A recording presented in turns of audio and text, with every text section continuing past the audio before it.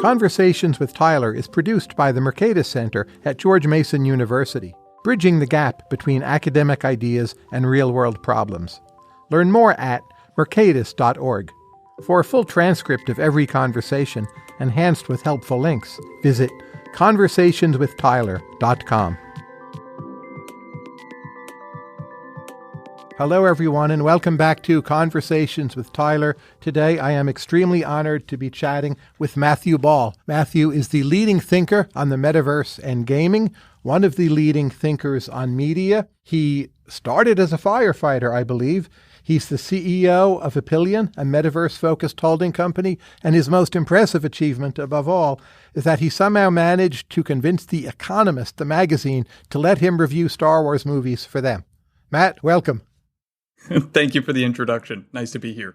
A very simple question. So I was born into a 3D world, and then starting about the early 1990s, I spent a lot of my time trying to get into a 2D world because it was better for me to work with online, right? So why is reintroducing a third dimension so crucial to building out tech? So I think there are a few different ways to unpack that. First and foremost, I need to emphasize that there's a misconception that the metaverse means that everything we do will shift to 3D. It's quite likely that many of the tasks we perform today with devices that are decades old, that are primarily based on 2D interaction, typing, and text, will continue to do so. Much like we would recognize we're deep into the mobile and cloud era, and yet we still use personal computers, local storage, most data originates and terminates on a mobile device, and yet it's transmitted through fixed line networks. And so don't think of 3D as a replacement overall. The second point that I'd say is from a design perspective, an intuitive interaction model. We didn't evolve for thousands of years to tap 2D glass, to stare at a camera through a Zoom screen, not making eye contact with the recipient. And grids of apps are not an intuitive way to interact with information. And so many believe that shifting into 3D is a more natural and better way to express some information in some use cases. The third thing that I would say is if you take a look at the arc of what you just mentioned, the 2D internet, it began asynchronous with static files, text, no colors even. It evolved into limited imagery, colors, sound files. Today in 2022, we embrace synchronous media such as you and I right now with rich interactive content. Younger demographics engage in constant streams of near live or live content being shared. And when you take a look at the youngest demographics today, Gen Alpha and Gen Z, they're already embracing 3D-based platforms for socializing, increasingly for education at large. And so when you observe that history, many, myself included, come to that conclusion. Okay, so you have a new book out this July, The Metaverse and How It Will Revolutionize Everything. In my opinion, the very best book on its topic. How exactly for us do you define the metaverse? Tell us what that means. So I actually try to describe the metaverse. You'll find that a technical definition doesn't illuminate much. If you look up the definition of the internet, it says the Internet Protocol Suite. A description is more productive. I describe it as a massively scaled and interoperable network of 3D rendered real-time virtual worlds, which can be experienced persistently and synchronously by an effectively unlimited number of users, each with an individual sense of presence. What I am effectively describing is a virtual plane parallel to the physical world, which, in addition to being able to do many things that we can't do in the real world, replicates it. We all participate at the same time, with no cap to what we can do and why we can do it and how many people can participate. What's the biggest disruptive innovation that we need on the interface side, if any, for the metaverse to become truly mainstream? Not just suck with the head thing on, but, my aunt does the metaverse and calls me up and talks to me about it. What is missing? So this is a great question. Neil Stephenson, who of course coined the term metaverse in 1992, had a tweet storm on this the other day. And he remarks that it was a reasonable hypothesis as a technologist, a sci-fi writer in the late 80s, early 90s, to assume that 3D existence required XR, extended reality, mixed reality, virtual reality, AR headsets. But we actually have woken up in 2022 to find out hundreds of millions of people per day, billions of people per month are interacting in virtual space using keyboards, WASD, forward, back, right, left, or a touchscreen. And so he makes the point that you would never have bet that, but path dependency is a thing. Humans have trained into these devices. And so we can look at extended reality devices and assume that they're required to extend the metaverse or 3D space to enrich some of what we do, but it's not a technical requirement. Instead, it's more likely that bringing your parents or grandparents is much like the internet, which is they come because of who is there. My parents joined Facebook not to talk to their friends originally, but to see who my sister and I were friends with, to see our lives. That's likely here as well. So I have an Oculus device. The future version of that, how do we stop it from getting really hot? Right? It's doing a lot. Energy creates heat. Basic laws of physics. How do we solve that problem? So this is fun. We've seen 3 times this decade, as in over the past 2.5 years, that Facebook has kicked out its first consumer release of its augmented reality glasses. In 2015, Mark Zuckerberg said that by the end of that decade, we would replace the portable supercomputer in our pocket with wearables. This technology problem is extraordinary. You're right. Melting your face is a problem. Battery life is a problem. Snap Spectacles, their augmented reality devices, last 30 minutes. They augment less than 10% of your view at 1/4 of the resolution we think is needed and 1/4 of the frame rate. Just solving for optics and battery currently far exceeds our grasp. Also layering in wireless chips, having it be lightweight enough to not break your neck and be comfortable, also putting in complex computer processors, we're far from that. There are many who believe that until we achieve extraordinary advances in battery life that we're not currently on a trajectory for, and or solve for quantum computing, the vision of AR glasses won't happen. Size of device versus field of view, which is more important? It depends on the function. If you take a look at industrial AR, the weight of the device, how form-fitting it is, less important versus the functionality. In the fall of last year, Johns Hopkins performed its first ever live patient surgery using an AR and VR device. Those devices cost several $1,000s. They often require a physical link to a local computer. They're not particularly sightly, and of course they're cumbersome overall. That function doesn't matter. The price point doesn't matter. Frankly, the fact that it can't sustain its own battery doesn't matter either, because it's industrial, it's not mobile. But when you're taking a look at consumer wearables, certainly we assume that aesthetics are going to matter a lot. Smartwatches existed for a long time before the Apple Watch, and the Apple Watch wasn't just a better interface, it was aesthetics as well. Now, you don't know me personally, but you've read Marginal Revolution for quite some time, so you must know something about me. And that blog is a reflection of what I actually do, believe it or not. So if you had to make a bet, the metaverse gets truly excellent. What am I most likely to be enjoying doing in the metaverse? And if you pick right, you get $1 million. What's your pick? What's your guess?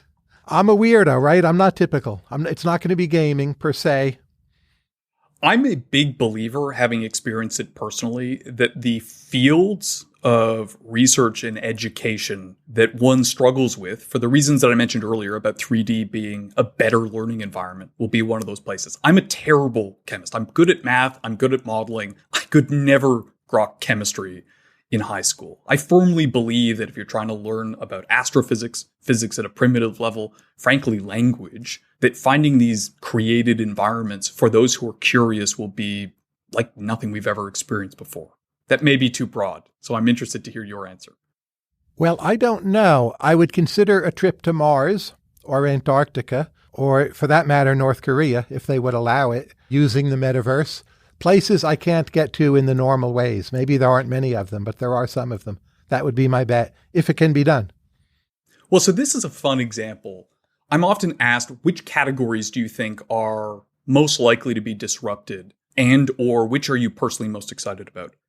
Education is easily that answer, and I spoke about that in a moment. And there are 3 reasons why. First and foremost, it's of critical importance, not just societally, but of course to the individual. Second, we have long expected fundamental disruption in education like healthcare. But third, it hasn't happened. You'd know this. There's no actual measurable improvements in productivity in education since the internet came out. In fact, it's the single highest cost category growth in the United States, 12 to 1,400% at the high school and then the secondary level. And why is that? That's because we haven't figured out how to teach students with fewer resources. We haven't figured out how to teach students better with the same resources. We haven't figured out how to teach faster And yet, when you talk about 3D, and I'll get to your moon point in a second, that things become interesting. I learned about physics with the textbook. I watched a NASA commander drop a feather and a hammer on the moon, and then watched my teacher do the same thing, to start to understand how gravity works and what the differences are.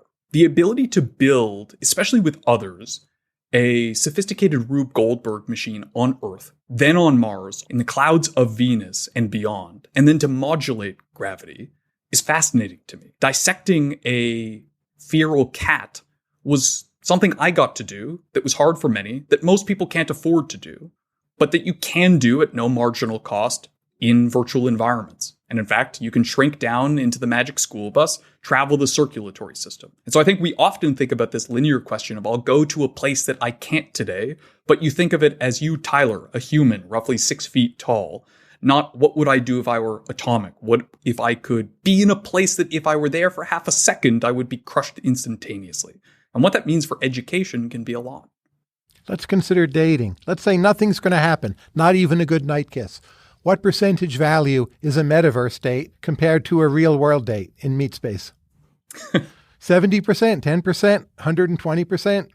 I don't know about the numbers. What we can say is certainly I think we've been surprised over the past 20 years by the degree of connection that's achievable just through text on Tinder or Hinge. The idea that extending that into games, which most platforms already have, the new CEO of Match Group, which owns Tinder and Hinge, is the former COO and president of Zynga. The idea that you can extend that to games, into virtual environments, which bring a sense of safety, especially to those who don't feel safe going on dates with those they don't know. Use that to explore exactly what you just mentioned, a shared belief, opportunity, whether that's religious or educational. That all makes sense to me. Do I think it's going to supplant physical contact? Certainly not. But of course, extended reality, especially as relates to sex and other wearables and haptics, is going to be a big opportunity for these companies. And that may actually be the answer of, it's not replacing meat space in a bar, it might be replacing it elsewhere. As I read your book, The Metaverse, which again I'll recommend highly, I have the impression you're pretty optimistic about interoperability within the metaverse and an ultimate lack of market power. Now, if I look around the internet, I mean, most obviously the Apple Store, but also a lot of gaming platforms, you see 30% fees or something in that neighborhood all over the place. So will the metaverse have the equivalent of a 30% fee, or is it a truly competitive market where everything gets competed down to marginal cost? I think neither nor. I wouldn't say that market power diffuses. There's currently this ethos, especially in the Web3 community, that decentralization needs to win and that decentralization can win. It's a question of where on the spectrum are we? The early internet was obviously held back by heavy decentralization. This is one of the reasons why AOL was for so many people the primary onboarding experience. It was easy, cohesive, visual, vertically integrated, down to the software, the browser experience, and so forth. But we believe that the last 15 years has been too centralized. But at the end of the day, no matter how decentralized the underlying protocols of the metaverse are, no matter how popular blockchains are, there are multiple forms of centralization. Habit is powerful. Brand is powerful. The associated trust, intellectual property, the fundamental feedback loops of revenue and scale that drive better product investment from more engineers. And so I struggle to imagine the future isn't some form of today, a handful of varyingly horizontal, vertical, software and hardware-based platforms that have disproportionate share and even more influence. But that doesn't mean that they're going to be as powerful as today. The 30% fee is definitely going to come by the wayside. We see this in the EU, whose legislation dropped yesterday. I have absolute certainty that that is going to go away. The question is the timeline. A lawyer joked yesterday, Apple is going to fight the EU until the heat death of the universe. And that's probably likely. But Apple will find other ways to control and extract, as is their profit motive. And where's the most likely place for that partial market power or centralization to show up? Is it in the IP rights, in the payment system, the hardware provider, cross-platform engine, somewhere else? What's the most likely choke point? There seem to be two different answers to that. Number one, software distribution. This is your classic discovery and distribution of virtual experiences. Steam does that. Roblox does that. Google does that, frankly, the search engine. That gateway to virtual experiences typically affords you the opportunity to be the dominant identity system, the dominant payment system, and so on and so forth. The other option is hardware. We can think of the metaverse as a persistent network of experiences, but as with the internet, it may exist literally and in abstraction, but you can only access it through a device. And those device operators have an ever-growing network of APIs, experiences, technologies, technical requirements, and controls through which they can shape it. Now, you mentioned the EU. If everything or most things are truly interoperable, in that world, is there meaning to the right to be forgotten, the right to have data deleted? Because your data, your actions bleed out into all these different places along the metaverse. And how do you then control it or call it back? Wouldn't the metaverse, as you and perhaps I envision it, run counter to current EU regulation? Not inherently, but you are getting into some of the technical challenges here. Matthew Prince, who's the founder and CEO of Cloudflare, believes that the primary role of edge computing in the metaverse is going to be data custody, that governments are going to require important data be forever maintained and held within national borders. And that instead what you'll have is anonymized tokens that are basically, I'm simplifying here, be exposed when and where required, opted in by the user, with a likely instant obligation by the end platform to then forget, delete, disconnect. Now, we all know things aren't that simple. Just like deleting a file off a hard drive, it's there until you essentially rewrite it 10 times. But we certainly see increased scrutiny and, frankly, a lot more investment in this. Let me give you a good example. Most Oculus devices right now have 2 or 4 external facing cameras. The Apple device, if you pay attention to rumors, says that there will be 12 across multiple spectral bands. They're going to run constantly. They will see what your eyes don't because your eyes are going to be obscured, your vision's obscured. That means, and my apologies for the example, but I think it's helpful, if your young son or daughter is running through naked in the living room, it will capture that information and you might never know. And so the amount of investment, and I mean this sincerely, that is happening about what is instantly discarded, what is only available local, is actually pretty significant here. And I do think that governments are paying a lot more attention than I expected, but certainly as much as I hoped. But take email. Email is fairly interoperable, right? You can send all sorts of people emails. If you shouted to the clouds, delete all the emails I've sent, nothing's really going to happen. Maybe the EU would delete the emails you sent to the EU, but it's out there. So why won't most of a fairly interoperable metaverse be like email, where there is no right to be forgotten, which, by the way, I'm fine with. But the law is the law in the EU, and aren't they now hindering attempts to build a workable metaverse? I wouldn't say that they're hindering. I think we're coming up against the challenges of what's a desired outcome and what's a technically realizable outcome. So, for example, the EU is mandating interoperability of messaging services. So they're saying iMessage and WhatsApp, you have to interoperate. That's actually good. The government's doing exactly what they're doing with electrical ports, right? Standardizing outlets. They're now forcing Apple and others to use USB-C instead of Lightning. Same thing, right? Good. Common languages for exchange of information. The flip side of that is the EU is also requiring it to meet the same level of encryption and security as your own self-managed system.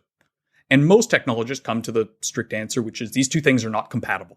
You fundamentally can't exchange information, least of all to multiple other parties whose servers you don't own, with the same level of security. And so we're seeing some of these tensions right now. Now, I've known a few people who don't have email and don't have any plausible social media substitute, but it's really very few people at this point, especially in wealthier countries. What do you think is the most likely year where the same will be true for the metaverse? Like, yeah, some people aren't in it, but you more or less have to be in it to be doing things. What's your point estimate?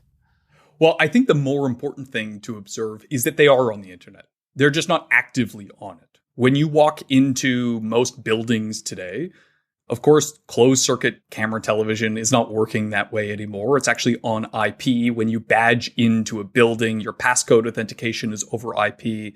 The point of sale terminal is on the internet. And of course, most things that you do now require some form of digital identity, whether you manage it or not. This is important because there are many who believe that A, they're never going to want to play a game. B, they're never going to be interested in a VR headset. C, they can't see the practical applications of the metaverse. But most of it's going to be behind the scenes. The Hong Kong International Airport is now a real-time 3D simulation that is used to shape where you are in the airport. It's tracking you in real time. So that answer is actually 2020 if you went through that airport. But most people don't go through that airport. Sort of the world as a whole. The median, like suburban housewife in Southern Ohio, who was once the median voter, when will she just clearly be in the metaverse in a self-conscious way? If you asked her, do you have email? She would say yes. Are you in the metaverse? She would say yes. Is that 2080? Is that 2040? The median person, I would kick this out more than 15 years. But I will say one of the easy indicators that we can see without conflating Roblox to the internet, because that would be like saying AOL is the internet. 3/4 of kids in the United States, UK, Canada, New Zealand, Australia, 3/4 between the ages of 9 and 12 use Roblox, a single metaverse-style platform only organized around consumer leisure regularly. That is actually just succession, generationally. A few questions about gaming. You must know plenty of gamers. Just as observationally, how happy do you think professional gamers are? Professional gamers are relatively few. The average income is not particularly high. The number of employees is not very high. But I'll tell you, most of them treat it like a job. It's hard. Ninja, for example, used to stream 8 to 10 hours per day, 6 days a week on Twitch. And if he stopped streaming for 48 hours, he'd lose tens of thousands of subscribers. He'd see essentially minute by minute income drops. Counter-Strike players I've seen will sit in a room for 5 hours doing drills not unlike Ronaldo on a soccer pitch. They will constantly turn virtual corners and then in milliseconds shoot with a mouse a specific brick on a wall 12 feet high. And they will just do drills over and over. Incredibly intensive. Are they happy? Well, if they can make ends meet and they're pleased with their performance and they're happy they're doing what they're doing, yes. But it's a toll like any professional athlete. Holding real income constant, what's the number of hours a day, say for 5-6 days a week, that you feel maximizes the happiness part of being part of gaming, metaverse, internet, whatever is going on at the moment? So like Nakamura, the chess player, he streams an incredible number of hours, probably more than he wants to, but yes, the income is important. But again, holding his income constant, at what number of streaming hours are these people most happy? Is it like 3 or 4, or they love it at the 9th hour? Yeah, most of them will say that ideally they would do 2 to 3 hours, 4 to 5 days a week. I think the big hope, and we're seeing this with a lot of new technologies, is that it's still a broadcast model and it's still on time delay, which is to say your audience is responding to what you did 5 to 30 seconds ago, and they have no real interaction beyond sending an emote and cheering you on, perhaps voting on the next game that you play. There's some hope that when you start to engage the audience more directly, that mixes up the variety, also creates more fun for the individual streamer who is otherwise essentially alone talking to themselves, reading a scroll. So a lot of people do a lot of gaming. As you've stressed, gaming means stories, often wonderful, compelling stories in the most successful games. Sort of politically, how do you feel gaming shapes people's attitudes? So they're competing a lot more. They're in environments that are, at least in a micro sense, quite meritocratic. How does it shape their overall worldview? Well, so I would start by saying that the fundamental innovation/discovery of the past 10 years is that the TAM for what we call games with game-like objectives was low. What's a game-like objective? Win, kill, shoot, defeat, score, beat. What's a non-game-like objective? Create, explore, collaborate, identify, express, design. If you asked most people what's the best-selling exclusive title on the Nintendo Switch, Nintendo's most successful console in 30 years, they would probably guess The Legend of Zelda, Super Mario. The answer is Animal Crossing, by about 50% in sales. It's nearly 50% penetrated in their 90 million user base. It's virtual gardening.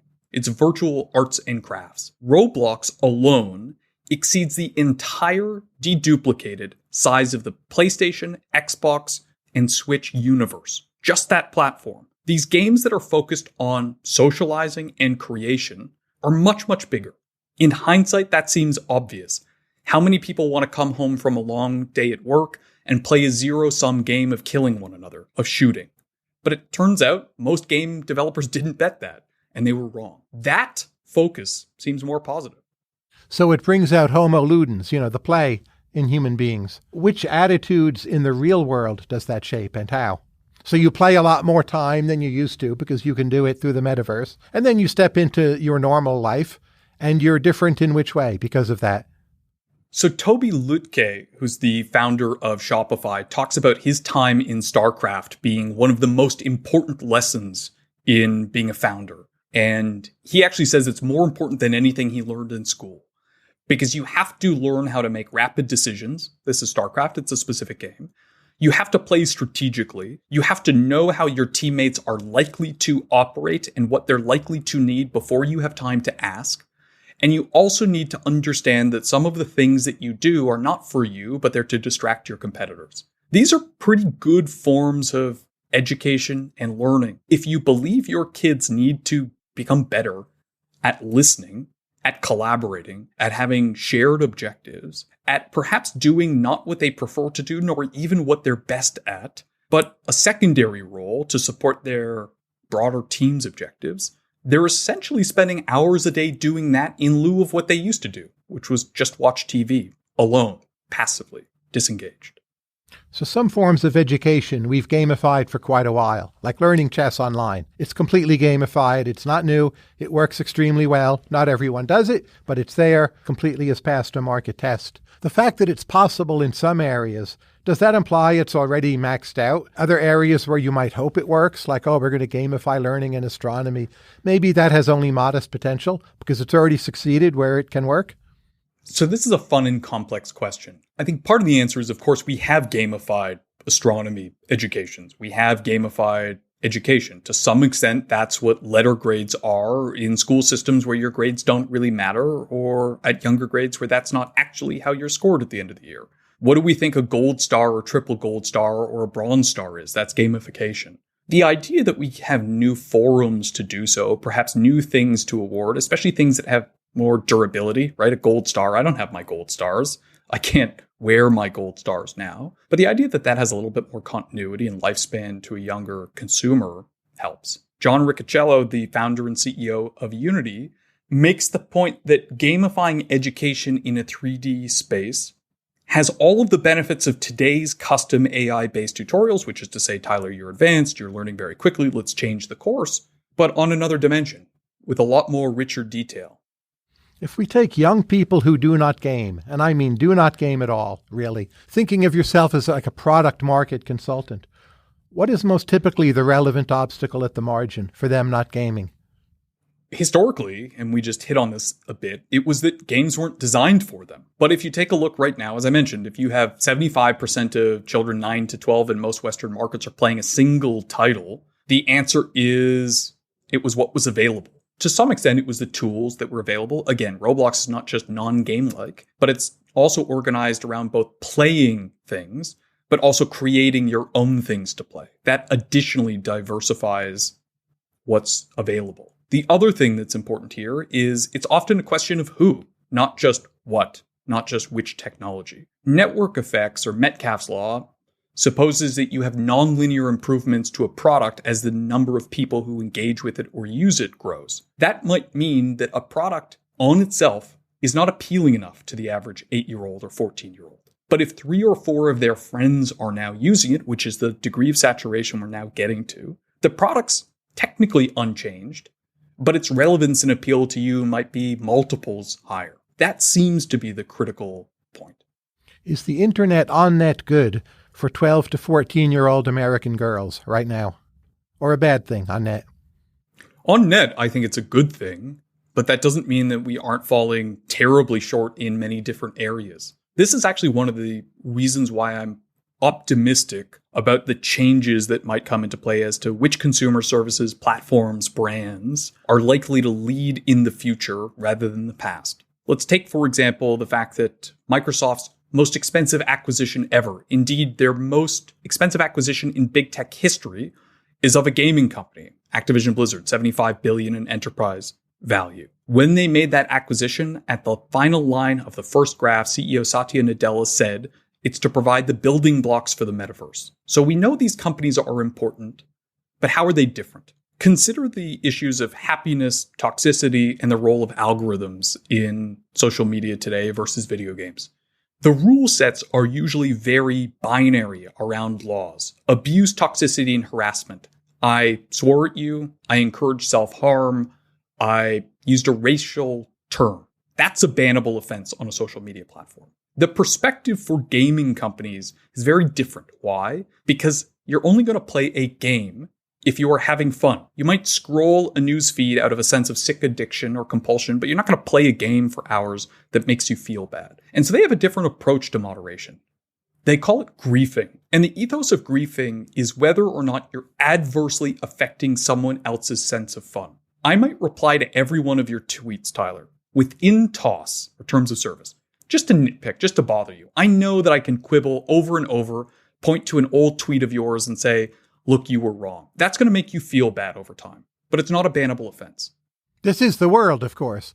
It's not you doing it, but it happens, yes. Yes, but in a video game, they moderate that. That's a bannable offense. I'm not going to say that moving into a social forum, into politics, into greater economic concerns doesn't make moderation easier. Of course it's going to be harder. Fortnite and Roblox have a relatively easy time because this premise is leisure, not much more. But their philosophy, what a game designer is trained for culturally for decades, what they optimize for, is actually very distinct from how a relatively, static, impersonal algorithm and platform does. And that gives me some hope that if the internet's a force for good on net, that the philosophies of the companies that seem to be at the forefront of the metaverse will be marginally better. Are you up for a round of overrated versus underrated? Let's do it. I'll toss it out. Okay, RSS feeds, overrated or underrated? Mark Andreessen loves RSS. He still does it. We learned this in a previous podcast. What do you think? I know, I listened to it. Interesting question. I would say they're overrated because as much as I like them as an open source technologist, I discovered Marginal Revolution back in the Google Reader days through its social feeds. No one uses them, and consumers seem pretty clear that they don't want them. That makes them overrated among those who talk about them. The Nick Bostrom argument that probably we are living in a simulation. We're already part of a game or someone's metaverse. True or false? I'd say false, but every day we get more confirmatory evidence that someone has fallen asleep at the keyboard and the simulation has gone quite wrong. The new Disney Plus show, Obi-Wan Kenobi, if you've seen it. Terrible. Why terrible? It shouldn't exist, and it never justifies its existence, and actually seems relatively indifferent in trying to answer that question. So in terms of recent Star Wars creations, what's the one you would recommend, if any? The Mandalorian gets the closest. And what do you like about that? It tells, or told, the most standalone character, and that's freeing. It's a midquel, yes, but it's not really in service of any narrative that we've seen before, nor, of course, the same old soap opera of the Skywalkers. There's a guy on Twitter, I think his name is Carnivore Aurelius. He recommends sunning your genitals. Overrated or underrated? Probably underrated, if just because of American stigmas as towards genitalia. I'll tell you something funny as a producer in TV and film. If you've watched most new scripted drama series, you'll note that the tolerance of violence at a PG level has become quite high. I think Stranger Things, for example. Have you seen the most recent season of Stranger Things? No, I haven't. But I know what it is, yeah. A bunch of high schoolers are possessed, and quite visibly, all 4 of their limbs are broken multiple times. Their eyes are shattered, or they explode, and they bleed. It's a PG or PG-13 ranking. There's actually very little you can do in Hollywood, violence-wise, to get above a PG-13 rating, but you get anywhere close to genitals, and it does not matter. You're going up in rating. Second Life, the older version of a kind of metaverse. Better or worse than we used to think? Do we look back, it's like, wow, they were so far ahead of their time? Or do we look back and it's like, they really didn't do very much with that one? I would say underrated, because the number of strange emergent behaviors on that platform are undercovered. Why? Because not enough of us used it. And in fact, if you compare it to most metaverse-style platforms today, there was a very laissez-faire approach. The government, quote unquote, didn't actually intermediate transactions. You and I could make a direct purchase. You could create a business. And much like the US government, they don't really know it exists. They just know that you're paying tax, so to speak. And that led to all of these strange outcomes. There was a point in time in which most of the citizens actually rebelled, claiming that the tax rate was too high. And so because of how open it was, and because of the early adopters to virtual worlds in 2003 to 2006, you had a very strange collective of users. There are a lot of odd lessons that today's platforms seem actually devolved, not evolved from. Sex in the metaverse. Are we expecting too much or too little from it? Too little. Too little. What's the thing we're most likely to do that most people haven't thought of yet? I don't mean act. You don't have to describe it graphically, but conceptually, how would you explain it? You're really putting me in a tough spot here, Tyler. Let's start from the following. I talk a lot in my book about the way in which the hegemony of Apple and Google adversely affects the digital economy at large. The 30% tax or fee is a really clear example of that. But separate is how they legislate the technologies you can and cannot use, the business models you can and cannot deploy, and frankly, a degree of puritanism. We know that basically the 5 most popular pornography sites, including OnlyFans, are among the 50 most visited websites globally in nearly every market. None of them are allowed an application, not one, because we know that Steve Jobs did not believe in it. And of course, if you've read Walter Isaacson's book on Steve, you know that his personal views are not particularly in line with his sense of custody over children on the platform. But of course, that's fine. Pornography, videos, images play fine in the web browser. But if you want to do something in haptics, in sensors, with Bluetooth devices, or you want to do something in 3D, you need an app. Why? Because you need to access local APIs. Notice how you hate watching Netflix in a web browser on your iPhone. You'd rather do it in an app. That's because apps perform better. Well, you basically can't run sophisticated XR hardware or 3D in the browser by design. And so actually, what we might or might not want to do in the metaverse when it comes to sex is essentially all blocked right now. It's not an option. Can't do it. Won't be allowed. And it's partly, to be fair, because the platforms don't want to take a fee on sex work, as you can understand. But of course, they also don't want to provide exceptions to more and more business cases. And so they just block it outright. So most states, county, city governments, they outlaw prostitution, escort services. Will that still hold for the metaverse, do you think, just as a legal prediction? Not how well they'll enforce it. Will there be an actual attempt to stop people from trading some kind of haptic sex for money through internet metaverse, whatever it is we have set up? Will there be an attempt? Unquestionably. But it's a pretty successful attempt. 48 of 50 states have passed this law, and they at least try to enforce it a bit. Very unlikely. Why is that? Well, partly because you come into the fundamental question of what exactly are you blocking? So again, and Tyler, you're putting me in a weird spot here. But of course, there are applications right now that you can use an adult toy that allows you to press a button on your iPhone that sends a sensation to a partner who may be using another device 1,000 miles away. That actually doesn't require a sex act by the person pressing the button. And so these fundamental questions, it kind of requires a classification of sex act that is very hard to describe, despite prior Supreme Court efforts to do so by, abstraction, extending that into specific instantiations of people thousands of miles apart using devices that aren't connected to one another, where the actual motion need not at all correspond to the receiving sensation, I think is going to be challenging. What's the most underrated city in Canada? Most underrated? I'll say it's Ottawa, which I love. That's where my father's people from. Forget about. Montreal's wonderful, but everyone knows it's wonderful, right? Toronto's still underrated, but I'll say Ottawa. Vancouver's too beautiful to be underrated. It deserves to be highly rated.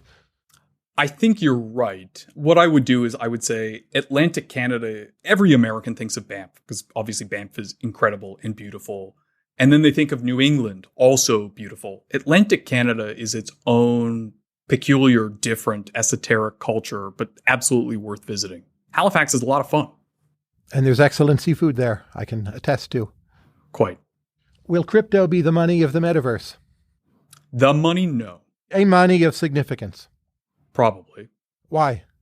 Because failing absolute bans, it's likely that there is a meaningful contingent. Now, we might just be talking about several million people who are using it. And as we've seen over the past year and a half, that several million people can drive a very large amount of trading volume. Now, we can talk about if that TAM doesn't grow, then the speculation effect eases, and therefore the interest that is there steeps aside. But if you were to say that we're actually talking about tokenomics as opposed to just Bitcoin, which I'm not personally a believer in, then some form of that is likely to be popular and endure. So there'll be tokens for games, and the tokens will be liquid, and they'll be money-like, even if they're maybe not monies in every single way. Is that the right model? Yes, but I would modify to say that I'm not yet convinced that it's going to have a relevant role within games per se. I think, the Mark Andreessen or Chris Dixon perspective of saying that it can be a construct for a new form of LLC, which of course many states, most notably Wyoming, which was the first LLC state, is legalizing.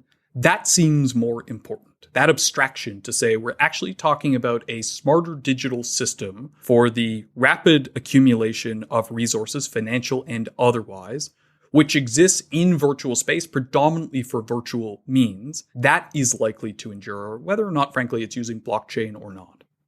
Now, you've been global head of strategy for Amazon Studios. Why, in your opinion, are Hollywood movies at a kind of nadir today? Or would you challenge the premise? To me, they're mostly boring.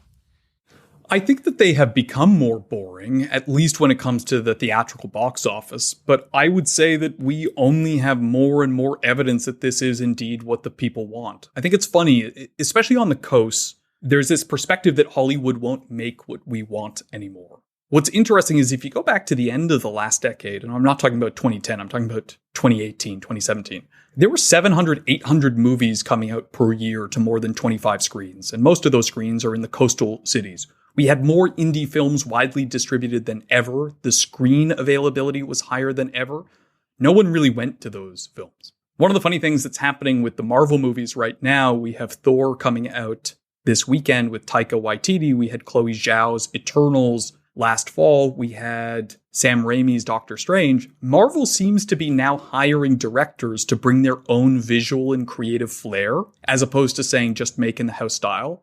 And audiences are actually rejecting it. They seem least interested in seeing artistic takes on their famous properties. And so boring or not, more anodyne than ever, it does seem to be the audience speaking. Was Top Gun Maverick any good? I haven't seen it yet. I didn't love it. It's okay, but it did not feel creative and vital to me. Given the whack to the share price of Netflix recently, should we still think they can succeed at gaming? Netflix went through what many would argue to be the best executed disruptive strategy of its scale over a 12, 13 year history than we've essentially ever seen. And yet, if you take a look at what may be their single biggest mistake, it was not spending their equity like a drunken sailor over the past year, right? They could have gone out and bought Viacom, CBS, or Paramount Global for effectively half of what the current value of Netflix is. But at the time, it would have been 1/10 dilutive. They could have rolled up 2 or 3 of the largest video game publishers on Earth.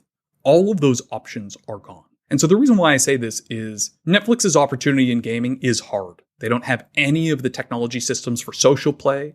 They don't have microtransactions, which are essentially all of the upside in gaming. They have to do a big technical transformation. That will take a decade or more. I'm not as concerned about the temporary or even enduring share price compression as the primary problem. It's that they're a late entrant and they're used to being an early entrant. But the only flip side is, were the share price much higher, even half of what it was last year, they would be able to do pretty aggressive M&A to ensure relevance, and that's gone. If I think about the HBO library, there's a number of shows in it that I haven't seen, but I could imagine this year or next year going back and trying to watch them, like Deadwood. Maybe I'll love it, I don't know, but it's there. If I think of the Netflix library, I couldn't name a single show of that kind. Is that a mistake Netflix has made, or have they actually pursued an optimal strategy to just toss a lot of content out there, get people watching, keep on watching, subscribe to Netflix, and not really care that it depreciates at such a rapid rate in value? It's not a mistake, but it is a problem. I mean that because it's not an active choice. I wrote a piece back in 2020. This is actually when I last held Netflix stock. I missed most of the COVID run-up, called Content, Cars, and Comparisons. And I was making this esoteric argument that accounting principles did a disservice. Why? Because we don't have GAAP rules to really say, how do you depreciate? What's the useful life of content? And therefore, the average series, whether it was canceled 30 days after its premiere, whether it was outstanding, whether it was IP or not, was effectively amortized the same way. And yet we all know that if HBO were to create a space opera, or Disney Plus were to create a new spin-off space opera from Star Wars, or Netflix were to create a spin-off, at the same budget, we could probably accurately guess different popularity, different relevance in the years to come. And so we had an industry problem where all of the content spend was being capitalized equivalently. And yet the actual capital assets on a service-by-service basis, as you're teeing to, were quite different. When you're in a period of hyper growth, as we were, it's easy to overlook that because humans love video. We were excited to have all of it. But over time, we are seeing those returns start to play out. HBO would famously make the point that everyone should watch their library, but no one did. But we know that Sopranos blew up last year. We know that Sex and the City's catalog blew up. We know that True Blood blew up. And so we're starting to see that actual gap failure being proven out in new revenue growth. But to answer your question, yes, Deadwood you'll love. Extraordinary. Now, if I think of the Cowan household, we subscribe to Disney, to Hulu, to Apple, HBO, other things. I can't even name them all. And I feel that can't last forever. Maybe we subscribe to them all because it's a pain to cancel them. Other households are willing to go through the pain of canceling to save some money, maybe more than we are. What does the equilibrium look like there? Like, how many streaming services are there going to be? Is there a stable market equilibrium, or is it like the airlines where they always just keep on going bankrupt? Or how do you view the economics of that sector? Well, the economics are an interesting question. If you go from 2005 to 2015, let's say the heyday of television financially, it was in the top decile of EBITDA margins nationally. The median was around 12 to 15%. TV's EBITDA margin was 40, 45%. What was beside it in that stack rank? Renewables, oil and gas, right? Heavy fixed cost businesses that had really, really high marginal costs, and therefore EBITDA looks pretty good. That was never sustainable. There's no good argument for why television was going to have margins 3x the median. And so we're seeing that right now. It had them because there was almost a communitarian approach.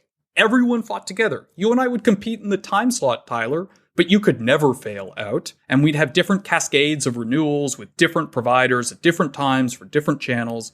It was a perfect system. When you're talking about what the future looks like, it's likely that those margins stay much, much lower. Most people are thinking 20% right now. But I want to stress that it's easy to underestimate the TAM in video. There are 300 million Americans who watch video every day. The average American watches 5.5 hours of television, streaming or otherwise, but excluding TikTok and YouTube. That is so much. And so we think about this, I subscribe to 5 services, but you really should be thinking, my family watches 250 hours of TV a month. Your earlier career as a firefighter, how has it shaped how you analyze media, gaming, and the metaverse? There's a unity to it all, right? I suppose the best and closest answer would be, I did firefighting because I believed that I was going to spend most of my life in an office. I've been fortunate that that isn't true, but I loved the outdoors and I was excited to preserve that time.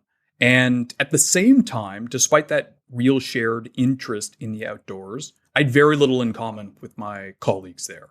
I have watched so many episodes of Cops and an old MTV show called Yo Mama, where people met on rooftops in New York City and did rap battles that were really Yo Mama jokes.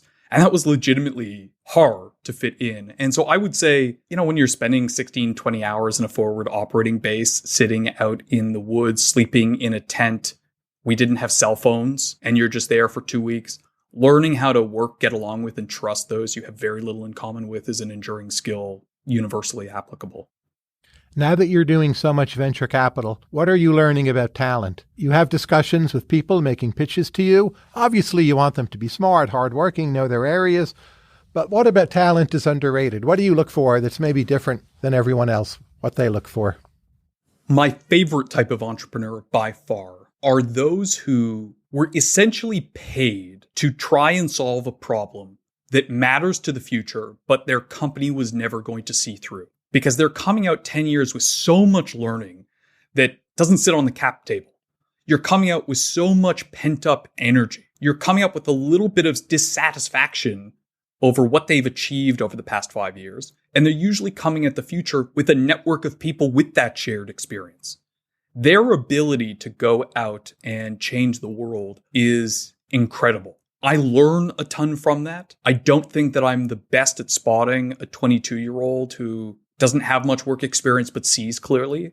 But that crop of first-time entrepreneur, long-time executive who just deeply needs to pull something off that they haven't. Great. Incredible. And what's your favorite unusual interview question? To get at those or other qualities. My favorite unusual interview question. I don't know, Tyler. Let me ask you, if there's any common thread around the interviews that you've done, what type of question usually has the least satisfying answer to you? The two questions I find most useful are, how ambitious are you? This is for people who are trying to be leaders, not for ordinary workers. And everyone is thrown off base by that, but it's hard for them to fake ambition if they don't have it. And then I like to ask something like, what are the open browser tabs on your computer right now? It gives you a sense of how they spend their time and what they really care about. Often people are flustered by that as well. So someone not doing well on a question, to me, is them doing well, because there's a lot of variation and thus a lot of information. The questions that everyone does well on, like, tell us about a mistake you made at your previous workplace. Everyone's prepped for that. Everyone has a decent answer, but it's nothing. You just learn whether or not they've prepared something that's like not bad enough to be self-critical, but not too negative. Firstly, thank you for that out. I don't know what the weirdest question I've been asked for. The number of tabs I have open are in the hundreds. I have hundreds of open articles on my phone, and then I use a tab extension on my PC so that I can collapse all the open tabs without destroying the RAM on my computer. I can read you that list is in the thousands. But ambitious, not that you directly asked that, the book is a good example. I didn't have an ambition to be a writer, to ever make a book. I deeply love writing. My ambition is to do the best of what was possible. I really blitzed myself in the fall and early spring writing this book. I deeply underestimated how much time it was going to take, how much time marketing, how many interviews I'd do. The ambition is a desire to not feel like I fell short of something I could pull off. And that has continuously kind of shifted. You seem to me very much like a hundreds of open browser tabs sort of guy. So I would, in fact, hire you for the jobs you've had or have now, right? So you're doing polymathic types of things with a lot of references, a lot of learning, but a lot of practical experience across a number of different areas: metaverse, gaming, film, internet, marketing, venture capital, right? All of that. It's definitely a lot of browser tabs. Well, thank you. I don't know that I could do my job without Twitter, but half the time Twitter ends up distracting me for days from said job. Last question, and I'm asking for a sincere answer here. How do you think about why it is that you wrote this book? Again, it's the metaverse, how it will revolutionize everything. There's so many things you could have done. You have an extensive audience online where you can write. It's ungated, not always, but typically everyone can read it. And now you've written a book. Why did you write the book? And why should we read the book?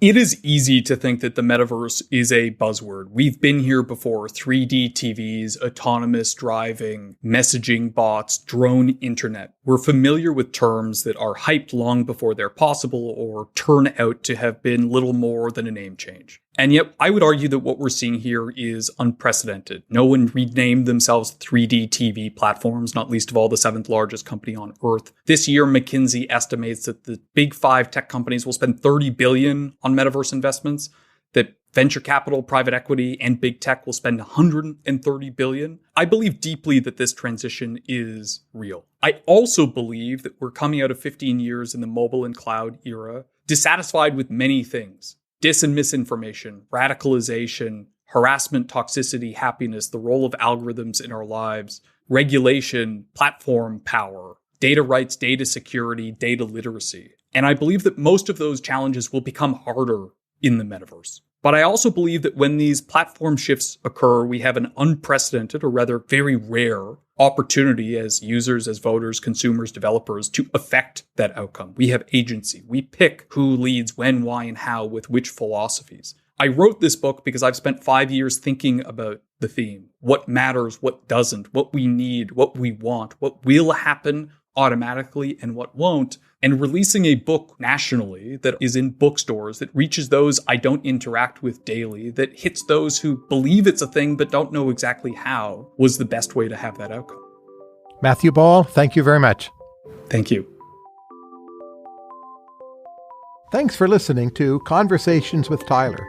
You can subscribe to the show on Apple Podcasts, Spotify, or your favorite podcast app. If you like this podcast, please consider giving us a rating and leaving a review. This helps other listeners find the show. On Twitter, I'm @TylerCowan, and the show is @CowanConvos. Until next time, please keep listening and learning.